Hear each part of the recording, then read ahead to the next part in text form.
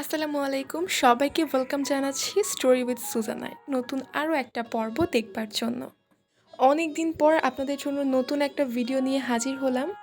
আজকের ভিডিওতে থাকছে নিয়তি গল্পের প্রত্যেকটি চরিত্রের কিছু ছোট ব্যাখ্যা এবং সৃজনশীল প্রশ্ন উত্তর করবার জন্য থাকছে কিছু টিপস অ্যান্ড ট্রিক্স।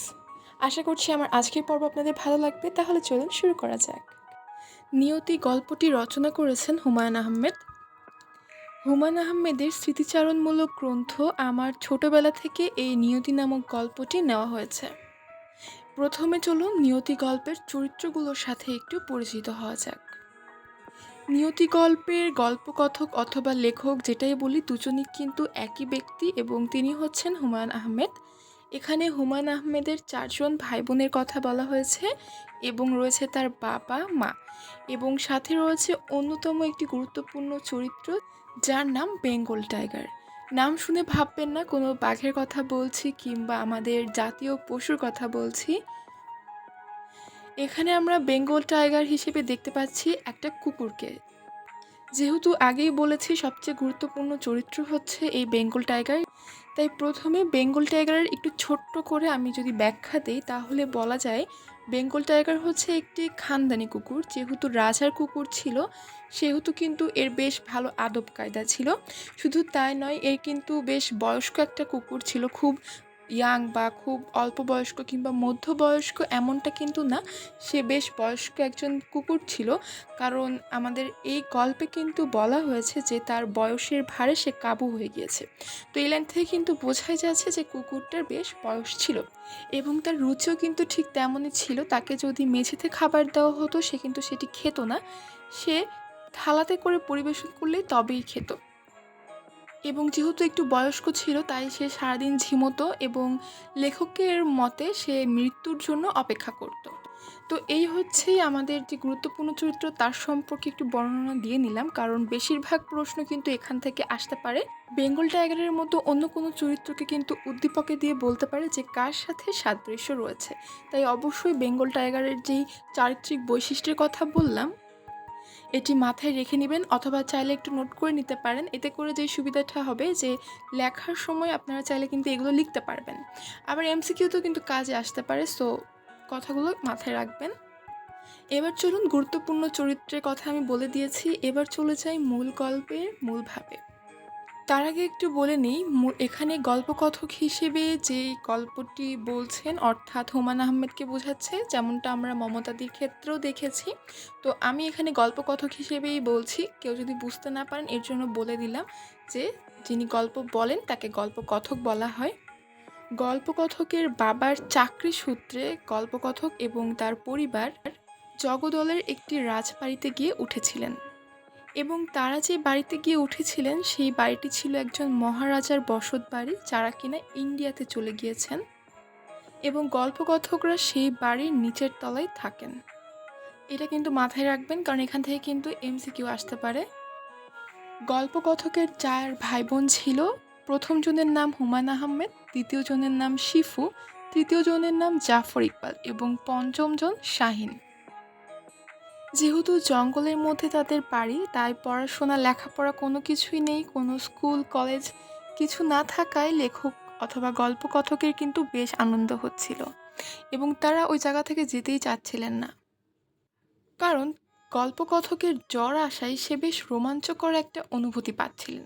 এবং সেটা যদি একটু ছোট করে ব্যাখ্যা দিই তাহলে ব্যাপারটা এমন হয়, যখন গল্পকথকের জ্বর আসে তার তখন চোখের সামনে প্রতিটি জিনিস আকারে একটু ছোট দেখে এবং একটু শীত শীত বোধ হয়, দেখতে তার কাছে খুব অদ্ভুত মনে হয় প্রত্যেকটি জিনিস।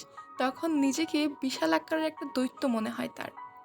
তাই বেশ রোমাঞ্চকর একটা অনুভূতি সে পায়, আর এই জন্যই তার ওই জায়গাটা ছেড়ে আসলে যেতে ইচ্ছা করে না এবং পালা করে তাদের সব ভাই বোনেরই কিন্তু জ্বর আসে। একদিন ভোরবেলার কথা, খুব জ্বর এসেছে গল্পকথকের।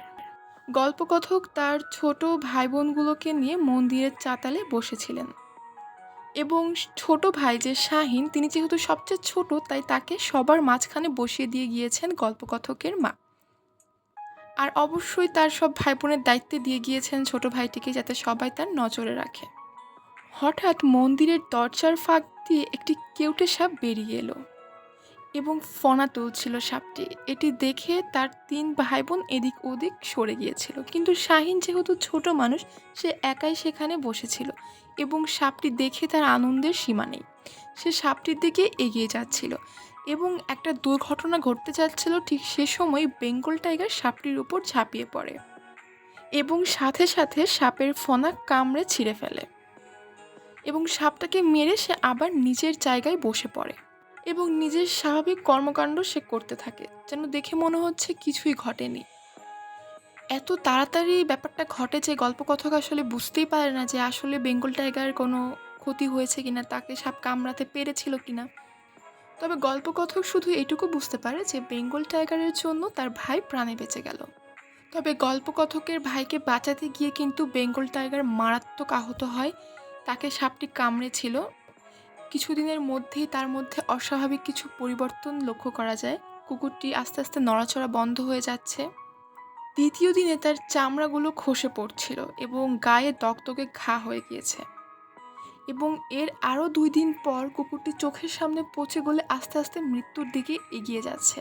তার গা থেকে গলে যাওয়া মাংসের দুর্গন্ধ আসছে। কতটা ভয়াবহভাবে সাপের বিষের যে প্রভাবটা কুকুরটার উপর পড়েছে, গল্পকথক এখানে সেটির বর্ণনা দিয়েছে।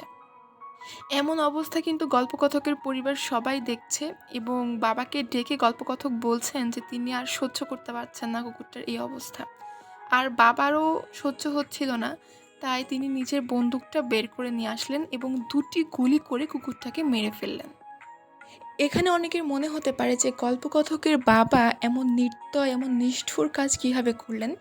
আসলে গল্পকথকের বাবা চেয়েছিলেন কুকুরটা যাতে এত কষ্ট করে মারা না যায়, সে যাতে একটু সহজে মৃত্যুবরণ করতে পারেন, তার যাতে কষ্টটা কম হয়, সেজন্য সে গুলি করে কুকুরটাকে মেরে ফেলেছিল।